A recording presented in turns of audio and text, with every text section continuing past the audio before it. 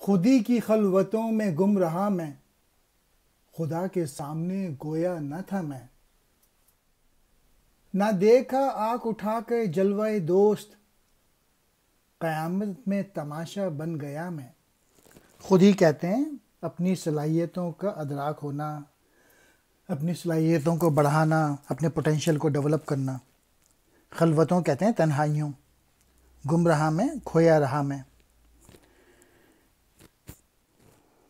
گویا جیسے